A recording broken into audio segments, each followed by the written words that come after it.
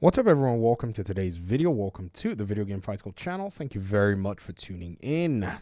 PC gamers, those of you who actually use Game Pass, what are your thoughts on the proposition as of the coming release? Or let's kind of kick it off with, say, even December of last year, because there was a major game that came on Game Pass that was an Xbox game.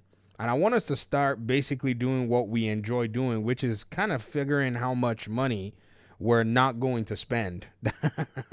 I know it sounds crazy, but it's a reality. So shout out to this account, Polywood93, and then another person called Starboy posted it, and they asked the question about show me another service like this. But me looking at it, all I could see was, well, I mean, I have access to this service. And what does that look like from this perspective for me if I was actually wanting to dial in? So first of all, Sniper Elite came out in January. The game itself is probably a $50 game or $60 game. Ninja Gaiden Black also, Avowed, South of Midnight, Expedition 33, and Doom. So we're only going to calculate the top 6 games that have already been launched this particular year in terms of one of them is a remaster, which is Ninja Gaiden Black, or remake or something like that you want to call it. And then everything on the bottom row, for the most part, one of the reasons we're probably not going to first jump in there, in the middle row, is because release dates and such are still out, the jury is still out on the release date for some of them. But Atomfall, we have a release date. So we're going to bring Atomfall up, and we're going to basically leave some of these others out of the question and see if Game Pass actually does have a value proposition for, the gamer who may want to dial into Game Pass. So let's do a little bit of this stuff here. So Ninja Gaiden Black, we're going to look up the Steam amount. And don't worry, guys, we're going to do the CD keys amount too, just so that we can kind of put a little bit of a spin to this. So what are they asking for Ninja Gaiden Black? So $49.99. I've seen some people ask if CD keys is actually safe. Can they put their money on there? I say, use a PayPal account. They basically provide a different setup like Green Man Gaming in a sense. Sniper Elite Resistance is asking $49.99. Let's see. And then South of Avowed. Let's do Avowed first. If you play these genre of games, again, some people are not going to play every genre of games. So Avowed is asking $70. I think Avowed is a $49.99 game, to be honest. I don't know what Xbox is thinking, but again, the market would decide what it wants to pay for Avowed. You know what I mean? So South of Midnight, except they're trying to push you to go and subscribe. That's why the price is where it's at. South of Midnight is asking $39.99. And then Expedition 33. This is a game that is not developed by an Xbox studio. They're asking $44.99. Well, that's actually fair. $44.99. And then Doom Dark Ages. Yeah, this one's going to be a straight $80 game. Doom Dark Ages. Oh, $70. Okay. Plus $69.99. And we have release dates for basically almost all these games. South of Midnight is the only one where I don't know its release date. But I think we have one in April for it. Okay, April 8th, 2025. So by April 8th of 2025, you should have $324 worth of video games in your hands to play. And if you're the kind of person who, you probably play these single-player games, you're not into these live service games and such, I think you have an opportunity to be able to go ahead and play these games should you choose. Some people may not like all the games that have been listed so far in this particular category, if you get what I mean. And that's where I'm talking about, the discrepancy that you may see at the end of the day in terms of what gamers like and in terms of what gamers don't necessarily, care for. Now let's do the CD keys version, because this is also going to be, slightly indicative of what it is that we've been talking about, just so we can be fair. Because again, I would be one of the first to kind of tell you that if you're not leveraging CD keys, what are you doing? So CD keys is asking $37.99 for a key here. Sniper Elite is asking $35.99. What's the name of the other one? Avowed is probably going to be maybe 40s. Oh, it's asking for $56.99. Okay. Wow, they must be really confident in the product that they made. Okay, south of midnight, if they actually have it listed. Okay, they're well. Okay, so PC they're asking. Well, this is just a filler price, $34.99 as well. It might be less when it comes out on PC. I don't know, but I don't think that they're going to basically keep that price on this platform. Expedition 33. Oh, they don't have a CD keys list. Oh, they do. But it's not. It's just basically. It seems like it's a placeholder. So they're asking $48.39. But we're just gonna go ahead and put it there. And then they're asking, how much are they asking for Doom: The Dark Ages? Doom: The Dark Ages. They're asking $88.49. That game is gonna be one of those games where a lot of people are gonna buy it. So $302 compared to about $320. Now, I think that as a PC gamer, you probably see where there's a value proposition here at the end of the day. Like, there's no doubt about that. However, there are some people who, they think otherwise. If you read some of the comments here, it's actually very interesting. Someone said, I'd rather pick up the best ones and buy them. Championing a rental service is just alien to me.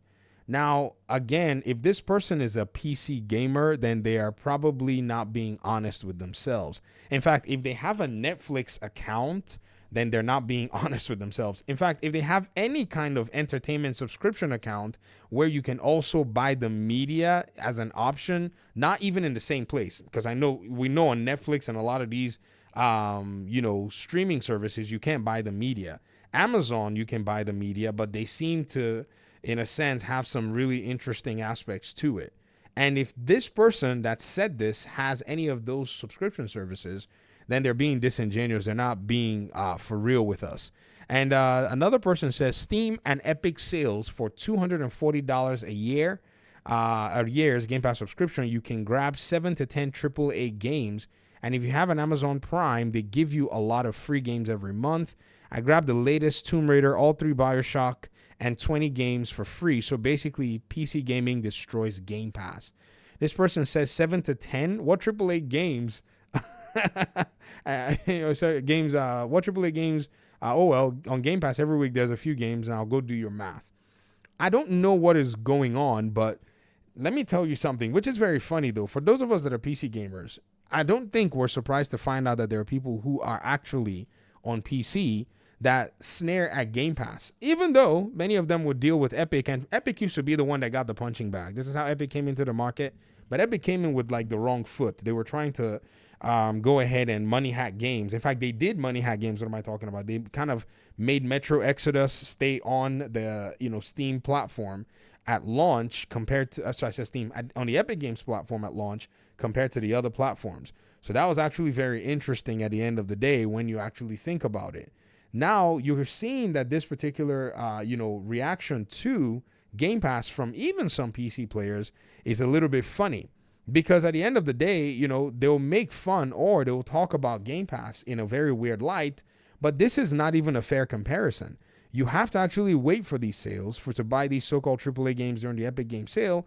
But what this person doesn't tell you is a lot of AAA games are already old by then, and you're hardly going to see a lot of one-year AAA games, except they probably bombed, in that particular list, like say, or maybe they didn't sell well.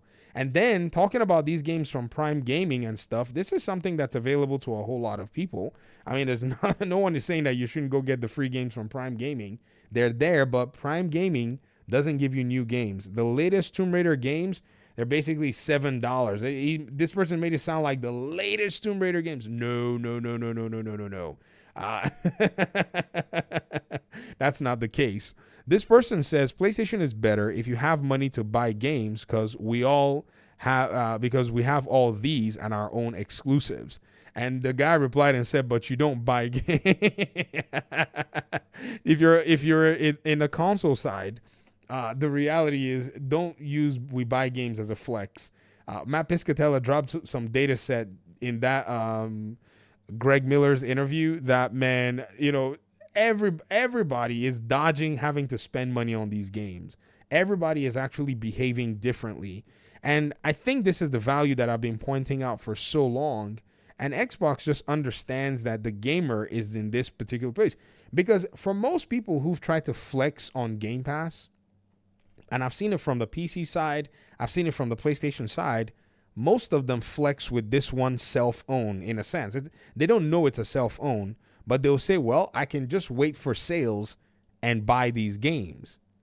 That is usually the flex that they throw out there. And I say to them, you do realize that one of the biggest, things that a lot of people have said all this while is that these games need to be made, and I prefer playing quality games and all that, but you actually don't want to spend money for these so-called quality games. Hence, these games don't even incite your wallet, because we know only 4% of gamers will buy multiple games a month. With this number in hand, we know that many of you are bargain gamers. And so I think what's happened is a lot of people have argued themselves into being exposed. Because if you're a value gamer and you're a bargain gamer, then why do you down on a service that allows somebody to pay less money to actually play these games day one, which is the convenience that this affords them? So all this has just been gaslighting all these years. Do you see what just happened there? A lot of these people that have been saying poor pass, rent pass, blah, blah, blah. Many of them, if they were to admit it, are bargain gamers. Somebody laughed at me in the comment section a while back. They were like, oh, bargain gamer detected. And I was like, what is that even supposed to mean? Like, is that even a bad thing? But the truth is out. They are also bargain gamers themselves. They have not been honest about how they interact and how they, deal with a lot of these video games that are available to them, because they're simply very aware of their own monies. So Game Pass unveiled a very interesting hypocrisy out there for some players to ignore value. I can also understand, though, if you don't want to give, your money to anybody. I'm not saying you must subscribe to Game. I'm not saying that. But I am saying that, if you're going to make fun of a service like Game Pass, don't talk about being a bargain gamer. Don't do that. Because even here on Game Pass, you get access to sales. You get access during the holiday period and stuff. The sales are almost matching, in terms of dollar for dollar if they're available on the platform. In fact, on Xbox, sometimes you get sales that are actually better than the other platforms in some cases. I was shocked when I saw Star Wars, Star Wars Jedi Survivor was on sale, and a just for you sale. I bought it for $9 and change compared to what they were selling on sale that time in Steam. On Steam and EA's own store, which was $17.99. I remember that comparison. I was like, wow, that's almost a 50% discount on the regular pricing. Again, this is very weird how gamers have behaved all this while about this particular stuff. Don't y'all think so? This is so strange. Talk to me in the comment section. Peace out.